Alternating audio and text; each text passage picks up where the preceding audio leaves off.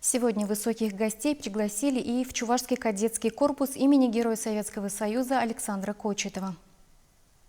С героев хочется брать пример. Эти люди уже покорили небо, а молодежь еще только готовится взять свои вершины. И в кадетском корпусе создана самая благоприятная атмосфера для развития.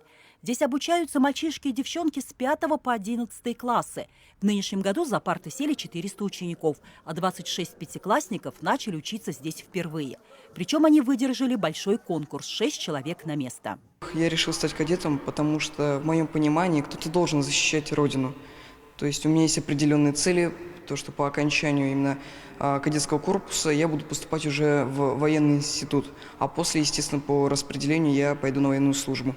Учебные заведения готовят специалистов для воздушно-космических сил страны. Вся образовательная программа построена соответствующим образом. Настоящей гордостью станет Центр аэрокосмического образования. Ученики будут изучать конструкцию летательных аппаратов, теорию полетов и аэродинамику, пилотаж. До окончания они кадетского корпуса должны сделать 5-6 прыжков и 10-12 часов полета. Вот такая боевая задача ставится. Руководство кадетского корпуса обратилось с просьбой к гостям помочь с оснащением центра необходимым симуляционным оборудованием.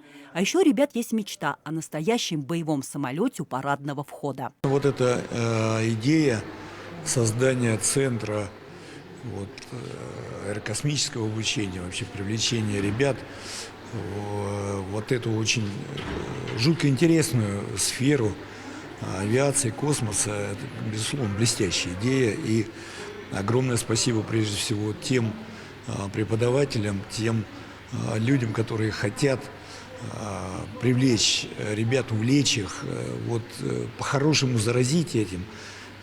Те, кто хоть раз поднялся в небо, уже никогда этого не забудут. И вот то, что мы сегодня здесь в гостях в этом, я скажу, просто феноменальном колледже, кадетском колледже, вот то, что мы сегодня увидели, это, поверьте, не во всех столицах можно увидеть. Космонавты пожелали ребятам хорошей учебы и выразили надежду, что кто-то из них обязательно сделает космонавтику своей профессией. Как в начале 60-х сделал это их легендарный земляк. Свои пожелания высокие гости оставили в книге отзывов. Затем звездный десант проследовал к памятнику Андриану Николаеву, который был открыт также в день рождения космонавта 8 лет назад. Здесь гости возложили цветы и еще раз подчеркнули огромную роль нашего земляка в развитии космической отрасли. Лидия Галактионова, Вадим Владимиров, Вести, Чувашия.